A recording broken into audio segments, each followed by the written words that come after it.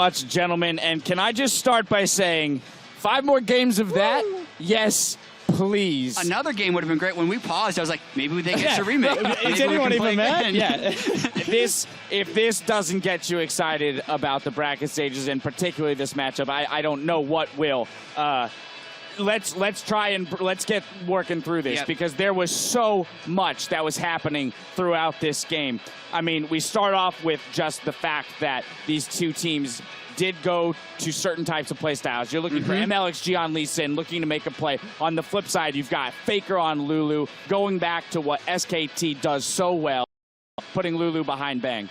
Yeah, I love this pick, Ben, because both teams are playing to their strength. I mean, RNG are just throwing the gauntlet. They're like, we are better than you mechanically, and we're going to prove it in this game. Give us Lee Sin, give us Bard. We're just going to take the fight to you. And in typical style, SKT is just like, we are reserved, we are consistent, and we're just going to play a protect the Bang AD carry comp like we have for the last year and a half. And you and I kept saying during the game that Royal just, man, I think they're going to lose now because they can't win a team fight. They shouldn't be able to win these team fights because SKT got their creme de la creme team fight composition here, and they're up against a Lee Sin, and they kept actually almost losing. They found ways. They found ways. So let's start with the first blood into the first 3 kills, and this is exactly what it goes back to your point, Spawn, that you just made, how RNG can find ways to get these early kills and put the early pressure down, and they're in the right spot at the right times. Yeah, this early game was actually a nightmare, but 2 lanes are losing, mid and bottom quite hard. But what do RNG do? They say, we can make a play here. All of a sudden, they bait in the team fight. MLXG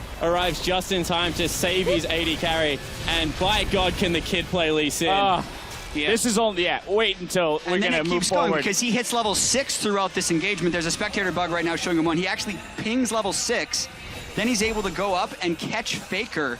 Yeah, he's going to hit 6 off these minions here. As Boom. Xiaohu was roaming down from the lane. And by the way, Xiaohu was down about 20 CS in the mid lane, so they really needed this kill onto Faker. Kicked into a Bard stun. Like, this was, this early on in the game, game saving, because this play allowed all of the other series of events to happen. All right, so this is just the setup for the game, because it started to look good for RNG at this point. We are going to throw it down to Shox for an interview. We will come back and break down the rest of this crazy game as it happens. Shox, please take it away. Yeah, thank you very much, Dash. I'm joined here by Blank, jungler for SKT, after that crazy, crazy game. Congratulations. The first thing I have to ask you about is, in those late game team fights that were absolutely crazy, what was your win condition? What was your main focus in those fights? 우선 승리를 축하드리고요. 이제 후반 한타 때 정말 엄청나게 치열한 한타가 계속 벌어졌었는데, 그때 SKT T1 팀의 한타를 설계한 게 어떻게 설계하려고 했었는지, 승부 포인트 어땠었는지 말씀해 주세요. 그때 라이즈랑 시비르 풀체크가 제일 중요했고요. 만약에 라이즈랑 시비르가 풀이 없다면 마오카이 뒤텔로 트런들 기둥이랑 이니시를 확 걸면서 딜러진으로 걸면서 한타를 계속 설계했던 것 같아요. So we were focusing on checking whether Ryze or Sivir had flash or not. And when they didn't have flash, we would have Maokai teleport backwards and then start the fight with either Maokai or Trundle's like that skill, you know, that wall skill. Yeah. The pillar? Yeah. The pillar, yeah. And so yeah, we were just focusing on whether Sivir or Ryze had flash or not, and if not, just initiate the fight. Sounds simple enough, but not as easy in practice. The game was very similar to the last time you played RNG, and it came down to a long game with a lot of team fights. That time you didn't win. What for you was different about this game that did allow you to come back? 이번 RNG와의 경기가 지난번 1차전과 비슷하게 후반 한타에 모든 게 갈린 듯한 그런 양상이 펼쳐졌었는데, 지난번에는 졌지만 이번에는 결국 이겼습니다. 그래서 블랭 선수한테는 지난번 경기 때는 못했지만 이번 경기 때는 어떻게 그걸 가능하게 돼서 이긴 건지 좀 설명해 주세요. 그때는 조금 초반에 저도 실수를 많이 하고 그랬는데, 저도 좀 초반에 이번 판도 실수하긴 했지만 좀 중후반 한타 쪽으로 많이 가도 저희가 마오카이 정말 후반 한타 때도 좋고 뭐 다른 챔프들도 저희 팀이 꿀리지 않는다고 생각해서 조금 후반 한타가 가도 집중력 발휘해서 이겼던 것 같아요. So like for both games, the first and second game, I made a lot of mistakes during the early game. But I think the main difference was our champion composition. Like we had Maokai, who's very strong during late team fights, and also our all other champions, we had very good synergy. So I think we had faith in our team comp, and we thought if we could drag this to late game, we'd be able to win the game. You mentioned your own mistakes in that particular game. Of course, there were a lot of eyes on your performance, especially during the kind of losing streak. I'd love to know how you reflect on your own performance in the group stage, Blank.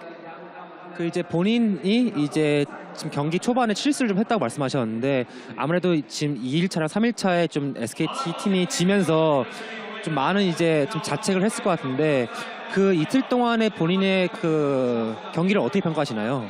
연패하는 동안에. 정말 그때는 제가 정신을 못 차렸던 것 같고요. 사실 그 4연패를 한 그 주차에 커뮤니티를 전혀 보지 않았어요. 좀 욕이 많을 것 같아서. 근데 응원해 주신 분들도 많았고 그래서 좀 더 힘이 나서 좀 잘했던 것 같습니다. While we were on a very horrible losing streak, I think I was like out of my mind. I wasn't fully focused. And during that time, I didn't check any like internet forums or like Reddits or events because I was afraid of what might be in there. But there were a lot of people who were cheering for me, and I just put it back up, and I was able to play better.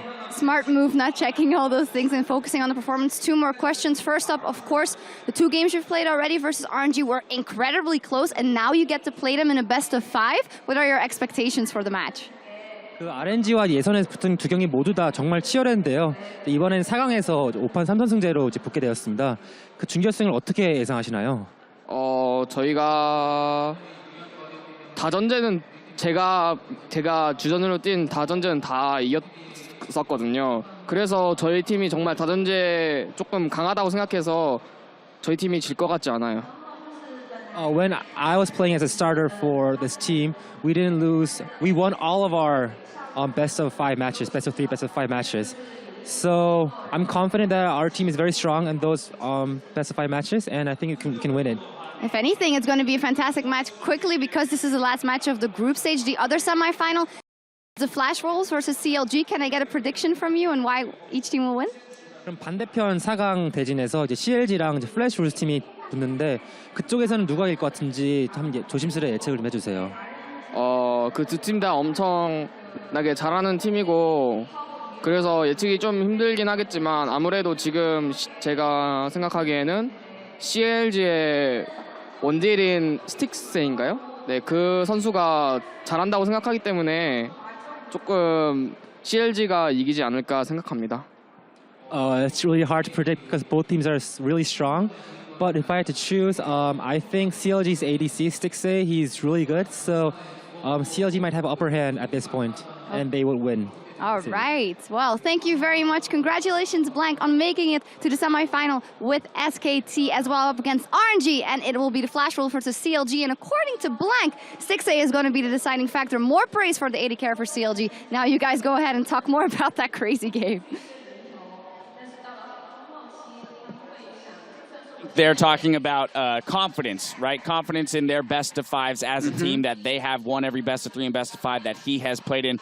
Well, confidence, more of that's going to come from winning this game over RNG, the team that you're going to have to win this best of 5 to move along in the playoff series. And I think the way they went back on a team composition that was very successful for them in the LCK, rather than the team composition they played at the start of the day that had a Soraka support, that actually, even though they had a convincing win, wasn't as convincing for me for their chances in a best of 5. But when they can win and play well, playing their style that they've played all year, that's more promising for them in the bracket stage. Well, let's talk about something quickly. You have the best assassin player of all time in the mid lane, and you say you are that good that you can play utility around a superstar AD carry, and we're going to out team fight a team fighting team that I have not seen the likes of ever in League of Legends. That was honestly a beautiful performance from SKT's entire team.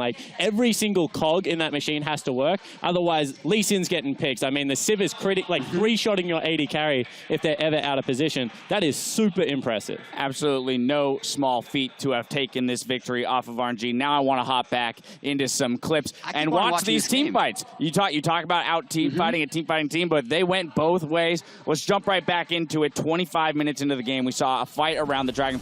This one does go in the way of SKT, but it was close. I thought this was the last team fight we were going to have, because 25 minutes is generally when Lee Sin and Comp start falling off, but SKT are able to pick this one up.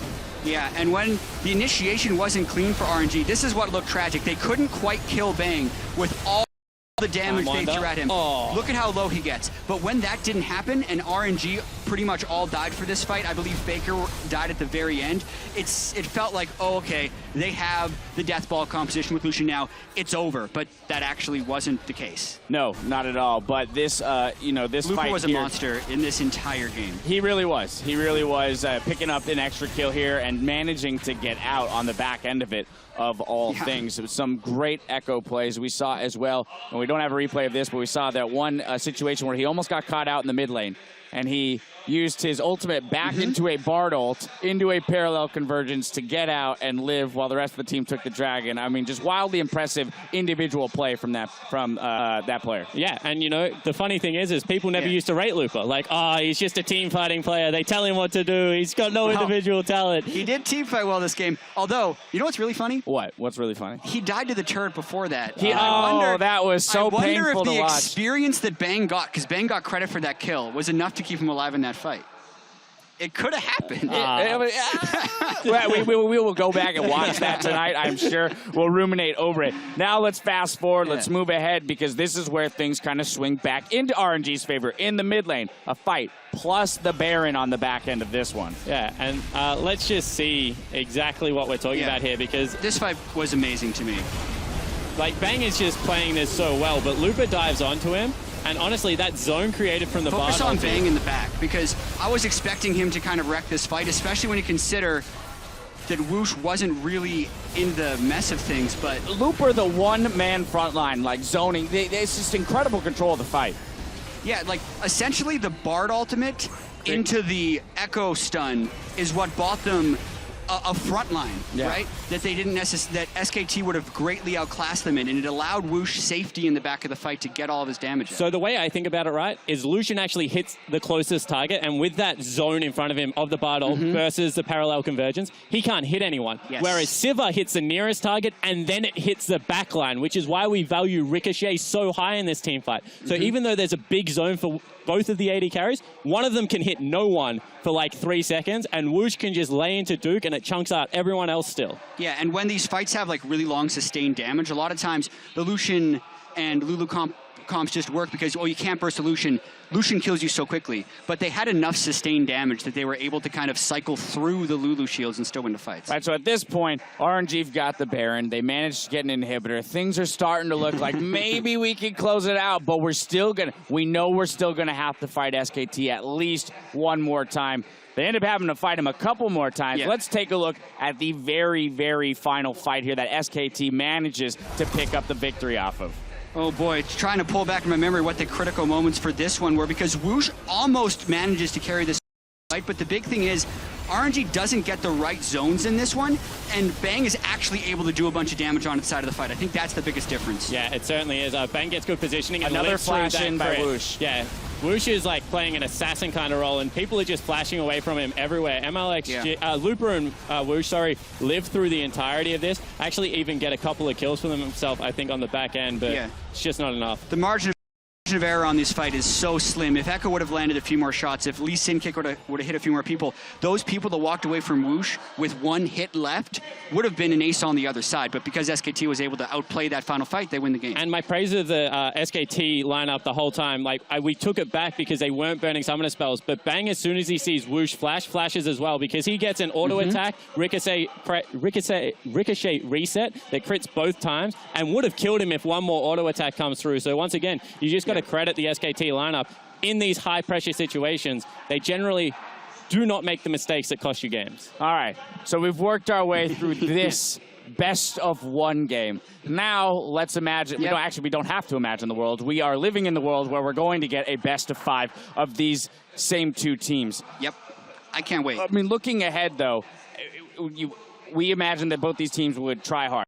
And that's exactly what they did in this situation, Jat. So coming away from this game, what new information, if any, have we learned from this game moving ahead to that best of 5? I learned that if RNG gets to late game team fights with an inferior composition, they can match SKT.